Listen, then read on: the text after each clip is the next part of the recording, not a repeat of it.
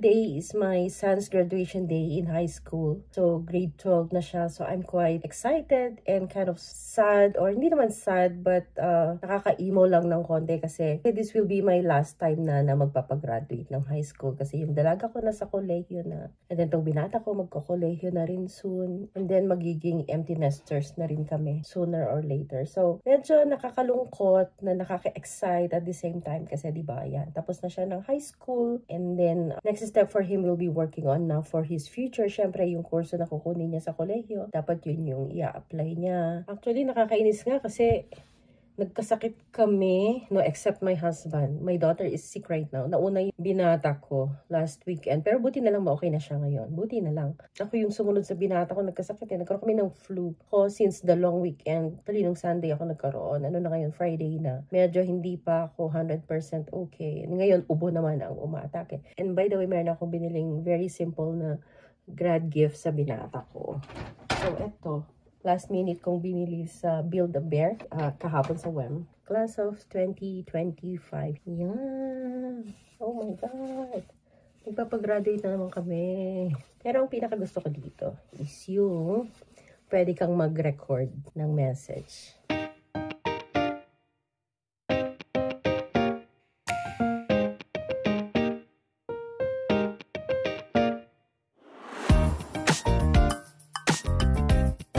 So we're here na at the Edmonton Convention Center. So 6 o'clock ang start ng event.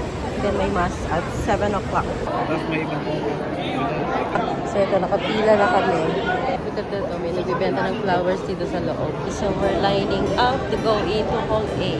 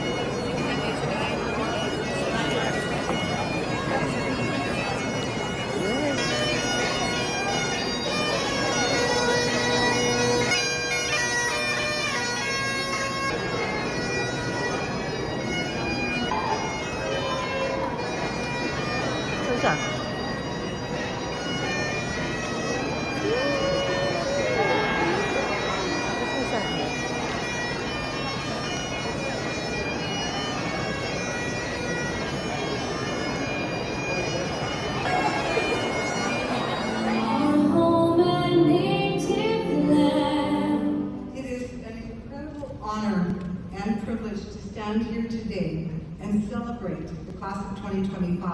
And to our graduates, what a journey it has been. Class of 2025.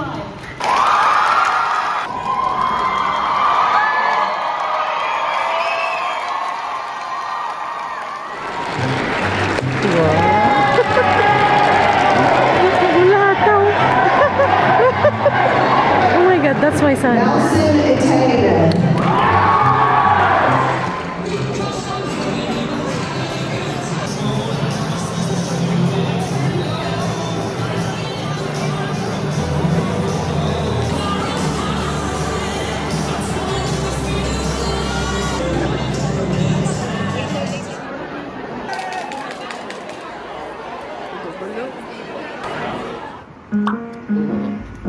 Shot sipping cake.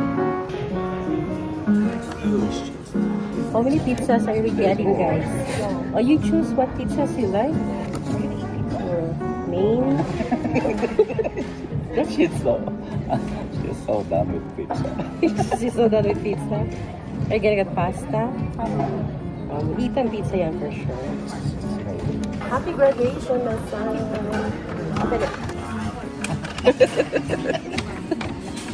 Yeah, we were supposed to give you that during grad, but we forgot to bring the bag. That's why. He looks exactly like you. See? You look alike. Diba? So you chose the darker bear? No, I'm not talking about the color. I'm talking about the hair. So you chose the darker bear, and you said you look exactly like me. Yeah, diba? Look alike sila yan, diba? It's your mom choice, not mine. Wow, you like it?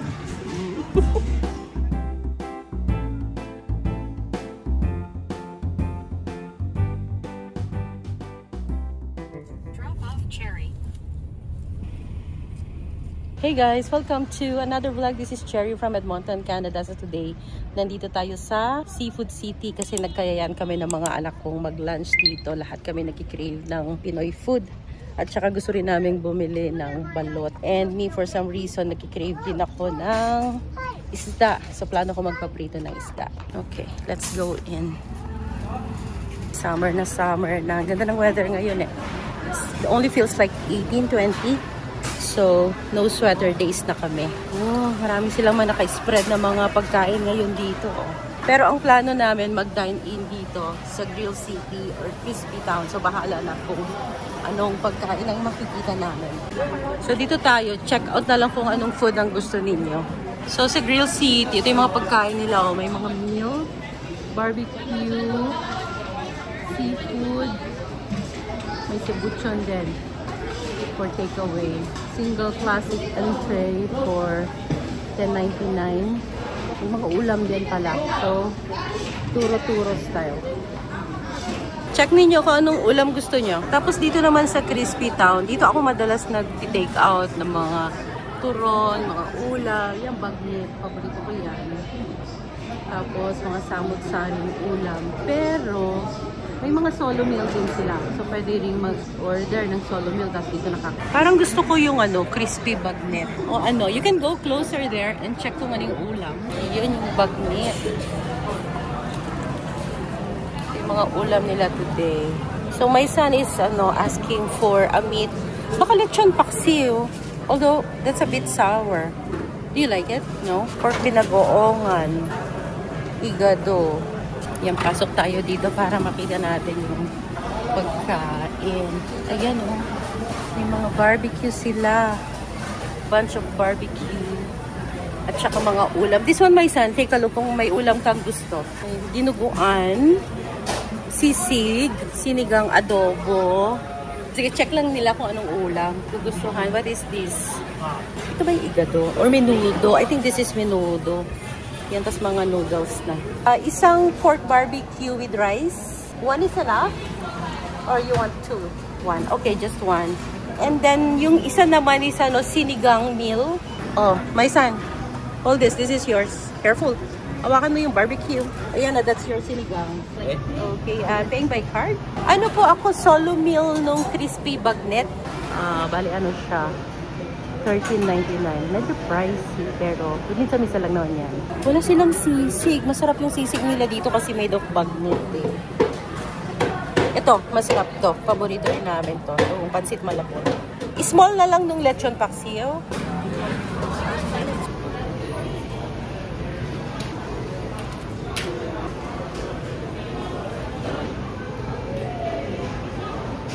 Ang bilis niyang kumain. Halfway na siya, oh. And my daughter is sinigang. Tapos, nag-order din sila. What is this? Honeydew. Tapos, yung isa, coffee gel. Ito naman ang sa akin. Bagnet with rice. Oh, ang dami kong rice. Bakit dalawa yung kanin ko? Who wants more rice? Oh, you guys can share. And, bagnet. Bakit wala akong sausawan? Vinegar. Ito na lang. Tapos, kumuha din ako netong lechon paksiw. Dito ko na lang sasaw-saw. Okay, kain tayo. Hindi matao ngayon kasi Friday. Pero kapag weekend dito, madalas puno. Pagkas weekend, madalas puno. Tapos merong may entertainment. Merong live music. Pagka Saturday and Sunday. So, nandito kami sa may food area. Pagpasok lang sa store. Tapos sa bandang kaliwa. So, nandyan yung grocery. Paborito namin itong bagnet dito. Kaya pagka nagpupunta kami dito, mas madalas na dito ako sa Crispy Town nag-o-order kasi dito sa grill. Ito yung first time namin kumain dito sa may Grill City. Who wants more rice? Get my rice. Okay naman pala, kahit $13.99. Parang good for 2 persons na siya, At sana kung merong lechon sarsa.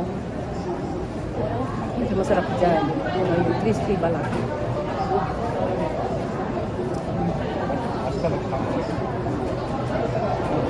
In fairness, so nag-uulam siya ng lechon paksiw na naglag pa. How's the sinigang, darling? Sarap? Dito natin sausaw yung bagyo. Para siyang ano eh, pineapple na suka.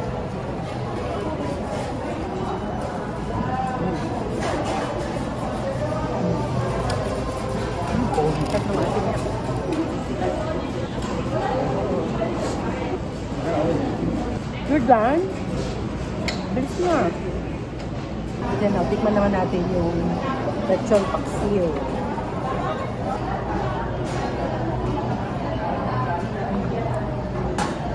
Hindi malapit. Medyo masarap. Masarap yun. Naubusan namin yung lechon paksiw. Pero itong bagnet may mauuwi. We're done. Nagustuhan ng mga anak ko yung lechon paksiw.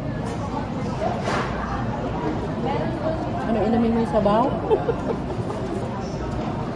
Oh, tinira yung sabaw, ininom. Maala. BPM. You're gonna get more you're gonna get HBP faster than mom. Huwag masyado sa maalat. Ano? RBPM? Hindi mo yung sabaw. You're gonna get HBP from all top countries. Gusto nila yung lechon paksiw. RBPM? Hindi kasi kami masyadong nagluluto niya sa bahay. You know something I tried one Well, time at like kailangan mo kasi ng lechon para ka makapag-lechon paksiw. friend had Rockstar, so I poured Rockstar in the coffee jelly. That's surprising. Gusto pala nila. It was ass. So, patapos na kami dito. Check ko kung meron akong makikita fish. Papaprito ako. Hindi ko naubos yung bag nito. May natira pa. So, dito ko nilagay na sa container. So, we have a take home. Okay, so we're done with lunch. Mag-grocery na muna kami. Not really grocery.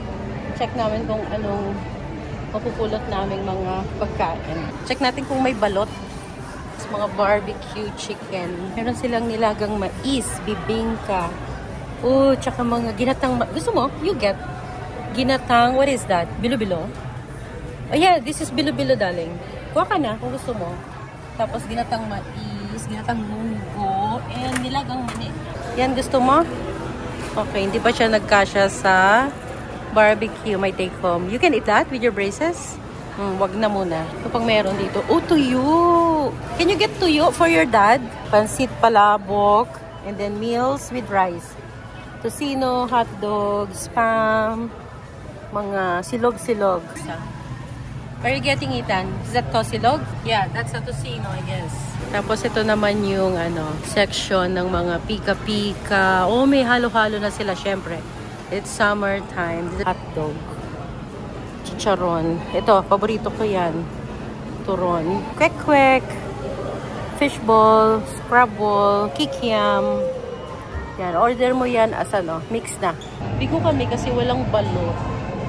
Ito man din ang gusto namin, balot. Yan yung mga kanilang halo-halo. So, meron silang mga machines na ginagamit to make halo-halo. Tapos marami silang ganito. Yan, mga kakanin, tinapay, macarons, ensimada, may piyaya. Masarap magpunta dito on weekends, ganyan. Minsan random, iba-iba yung makikita mo. Nakabili din ako before ng masarap na buko pie. Puto.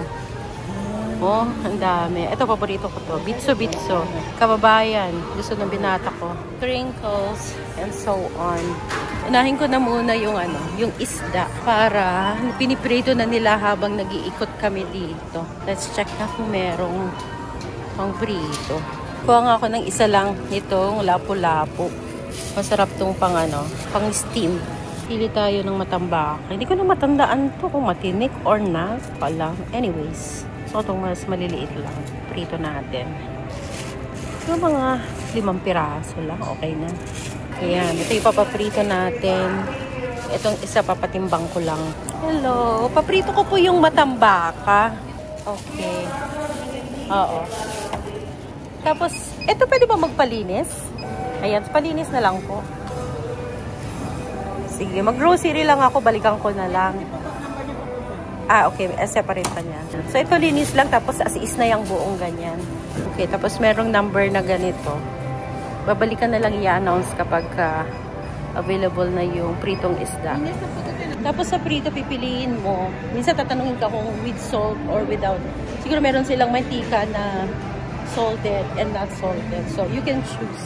Yeah, I really appreciate that one nga na nagpiprito sila dito kasi, di ba, dito sa Canada, yan ang problema natin. Hindi tayo makapagprito ng isda sa loob ng bahay kasi nangangamoy. Pag nagprito ka sa loob, ang tagal matanggal yung amoy, yung mga kortina, nag-aamoy isda, ganyan. So, whenever gusto ko ng pritong isda, dito lang ako pumupunta. Kuha na lang ko ng kamais para masarap tong sausawan ng isda, yung piniritong isda mamaya. And since nandito na rin lang ako, bibili na siguro ako ng karne para hindi na kami bumalik dito sa weekend. So, eto naman yung madalas na bibili namin meat. Yan. Kuha na lang din ako itong liempo siguro. Pwedeng pang grill, ganyan. Pahingin na lang ako neto. Siguro yung pangalawa. Oo, yan. Tapos pa slice na lang ng half inch ba yun? O, pang barbecue. Tapos pati netong liempo. Sige, smile. Liempo. Ano ba maganda? Siguro, sige. Pili mo na ako. Yeah, tapos yung pangalawa siguro. Pwede na yung pangalawa. Oo, pa-slice na lang din. Ihaw din. Ayan, kagandahan. Pwede mo na rin ipahiwa sa kanila. Yan, Yan, okay na. Very friendly naman sila dito. Feeling ko available na yung pinaluto ko. Kasi hindi matao pag weekdays. Ayan, 294 and 295. Yan, available na nga. Sinenyas ko na lang, sabi ko kunin ko. So, pabalik mo na yung number. 294, 295. Okay, that's it. So, yan na yung pritong isda. Okay, so yan na napamili namin. Konti lang naman. May bag sa ilalim. Okay, so kung wala na, tara na. Magbayad na tayo.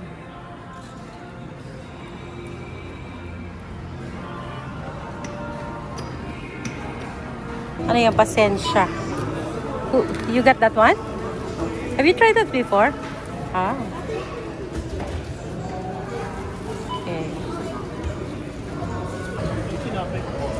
Okay, so we're done here. Na 110 din ako doon hindi pa siya proper grocery. Pero anyway, nakabili naman ako ng karne. Mga good for 1 to 2 weeks na yun. Pang sahog-sahog lang.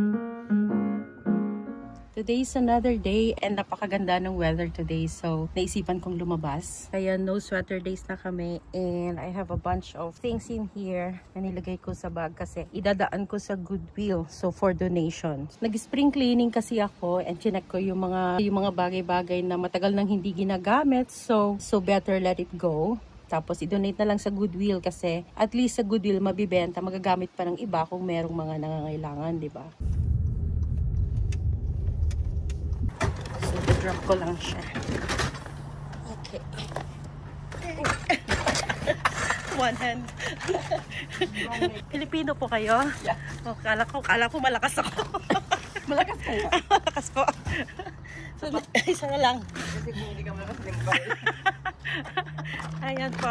Okay, thank you po. Okay, so right now, nandito naman ako sa Home Depot kasi bibili ako ng pananim. Konti lang. At saka a few items. Ito, plano ko magdagdag ng additional na ilaw para sa garden sa harap. Maganda rin siya, nakakaliwanag. And so far, yung initial na ganitong 10 na nalagay ko na sa harapan. Until now, nag-work pa rin kahit na maarawan, may snowan. So far, durable naman. So, gusto ko lang magdagdag. I'm gonna get this one. Labas tayo dito sa may garden.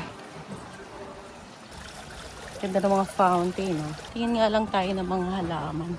Dati, napaka-addict ko sa halaman. Every summer, talagang ginagastosan ko yung pagbili ng halaman. I would spend 100 in one visit. Pero ngayon, nagbago na ako. Hindi na ako nag-a-addict sa halaman. So, kung ano na lang yung mga natirang indoor plants ko, yun na lang yung mga inalagaan ko. Maski sa labas dati, bumibili talaga ako ng mga bulaklak. Pero in the past 3 years, nag-slow down na ako kasi mas importante nang mag-ipon. Yung malaking monstera ko pala, tinapon ko na kasi hindi na maganda yung shape. Pero meron siyang baby na tinabi ko. So, i-replant ko din siya ngayong summer. Ito, labas tayo. Marami pang mga bulaklak dito. Ganda naman ng planters na to. Magkano siya? $95. Ay, ang cute nito, olive. So, for some reason, gusto ko yan. Bumili pa ako dati ng Japanese maple tree na magkano? $35. Tapos namatay lang din siya.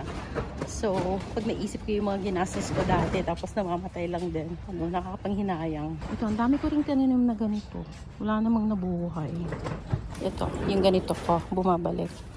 Dalawa yung tinanim ko pero isa lang nabuhay. Okay, so I have nothing here. Doon na ako sa kabila. Bali nandito yung mga vegetables. Dito tayo. So maaga naman umiinit dito sa Edmonton and right now is early June lang. So I still have June, July, August to enjoy the plants. 3 months. Tingin tayo ng maitatanim nating gulay. Ayan, dami mga bulaklak pero look at this. Mahal din na, $27. Ito yung mga masarap na isabit sa harapan ng bahay or sa mga deck. Dati gumagastos ako sa ganyan. Ngayon hindi na. Wala, after August, September, namamatay na din. So, nakakapaghinayang. Pero syempre, lalo kapag yung medyo bago-bago pa yung bahay mo, feel mo mag-decorate, ganyan, tanim-tanim. Yan. Dati, super excited pa ako may bili ng mga halaman, mga bulaklak. Ay, ang galing, oh, may gumamela. Oh, mahal din, $45. Ano to? Roma tomato. Ah, pwede to. Okay na to. Isa lang? Okay, so this will do. Roma tomatoes at $8. Ay, yung ganito kalalaki, $3 for $10. Sweet pepper, California Wonder. So, hanap siguro ako ng dalawa pag gano'ng kaliliit para makuha ko yung promo na 3 for $10. Ano to? Brussels? Ah, ganyan pala ang Brussels. Ngayon ko lang nalaman. Gusto ko rin pala ng herbs. Tingin tayo na ang basil. Yan. Tatanim din ako nito kasi gamit na gamit to sa amin. Ayan. Kuha na rin ako ng rosemary kasi yung binata ko mahilig sa steak. Eh, minsan bibili ka lang na isang bunch nito like $3.50 to $6. Depende sa laki. And then yung mga ibang itatanim namin ano na. Patatas. Madali lang magpatubo ng patatas. So ito, try ko nga itong red Russian na kale. Try na nga rin natin itong melon. Okay, I think I'm good. Ito lang, $25 na lahat to. Itong mga petunia, ito yung mura lang. Magkano ba siya? $11.48, no? $12. So lahat na isang bunch na to. Ilan to? 6 pieces in 1 pack, ganyan. So ito yung madalas kong binibili, nilalagay sa harap ng bahay. Masipag yan mamulaklak. So all over summer, namumulaklak. So kapag gusto ko lang na may kulay sa harap ng bahay, ganyan, bibili ako ng depende sa taon. This time red, next year yellow, purple, ganyan. Yan yung mga murang bulaklak na pampakulay sa garden. Actually, nung bago pa ako dito sa Canada, ang expectation ko dati kapag spring, akala ko ang mga bulaklak parang mga kabuti lang na mga tumutubo during spring. Pero actually, I've realized hindi pala. So, usually pag springtime, summer, makikita mo yung mga bahay, maraming yung mga bulaklak na nakabasket, mga nakasabit. Pero actually, those are all mostly being bought. Yung mga iba, nag-i-effort talagang nagtatanim sa mga garden. So, binibili yung mga ganito na, yung mga tumutubo na namumulaklak na. Unless siguro you're a person na green thumb, no? Tapos magaling kang tanim ng mga perennial ng plants. Yung mga perennial, yun yung mga nabubuhay sa malamig na area. Tapos, during winter, nag-hibernate lang sila. And then, next spring, tutubo na ulit. So, ganun pala. In general, kapag spring, karamihan ng mga tao pupunta sa Home Depot, minsan sa Canadian Tire. Doon karamihan maraming mga pananim na mga gulay, mga bulaklak, and sometimes even fruit trees. We have 3 months to enjoy. I'm thinking also siguro baka magtanim din ako ng carrots. I don't know. I-try ko magpatubo. The good thing with root crops like carrot and potato, sila yung pwedeng magtagal. Kasi nga, kahit na medyo malamig na ng September or October, since the fact na nasa lupa naman sila, as long as wag mag-snow. So, I think mabubuhay sila. Last time, nagtanim kami ng patatas. Nakakatuwa. Ang daming bunga. Ito parang yung ornamental na kamote. Makakain kaya to? Sweet potato vine. Okay, so yan, $25 lang, 25.86 to be exact.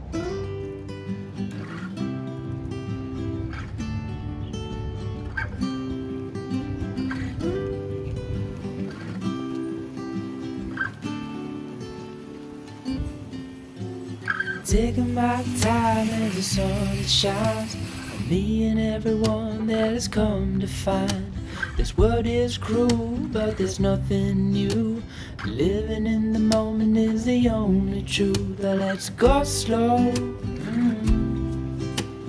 Living in the moment is the only truth. Well, let's go slow.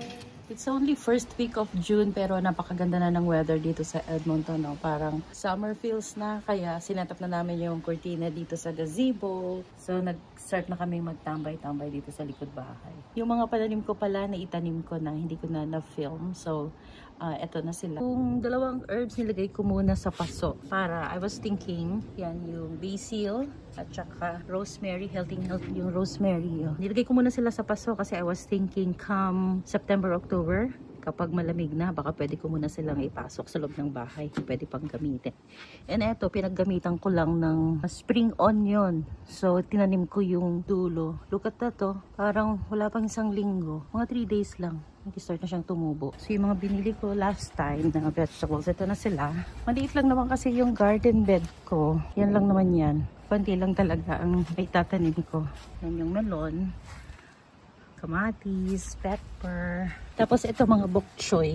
Binili ko to sa Save On. $1 each lang. Paubos na yung mga pananim nila nun. And then may mga pinapatubo pa ako sa loob na patatas, carrots, at saka onion bawang.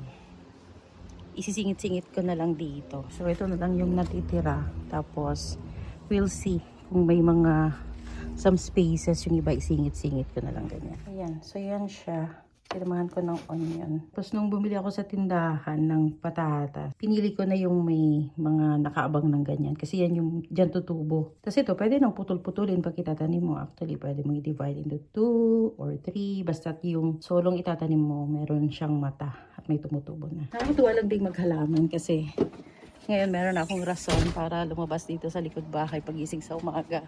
Chine-check ko yung mga halaman. Tapos sa hapon, nagdidilig ako. And then every time na may mga pinagbalatan ako ng halimbawa mga gulay o kaya mga pinagbalatan ng saging, isa tinatadtad ko yan. Tapos tinatanim-tanim ko lang doon sa lupa. So additional na natural pataba ng mga lupa. Yan, nag-order kami sa isang Filipino na kakilala. Shanghai. Crispy. May sausawan. Nag na tayo? Yeah, just like Netflix. Sarap.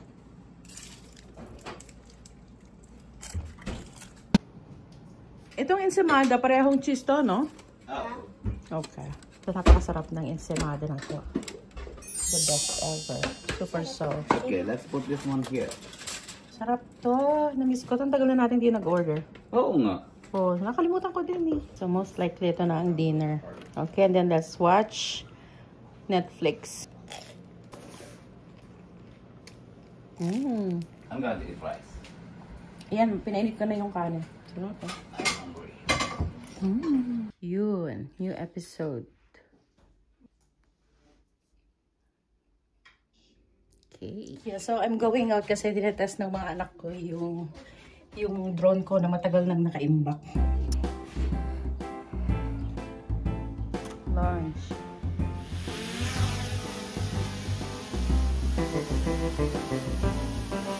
Tagal ko na itong nabili. Kaya lang hindi ko nakaharap pag hindi ko siya nakaharap i-operate.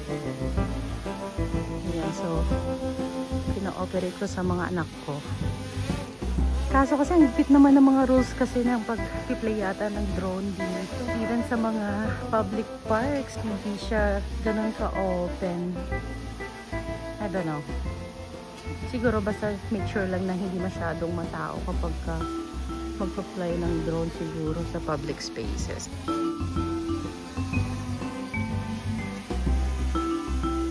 Then if you land, I think it's gonna land where it was launched. Is that automatic?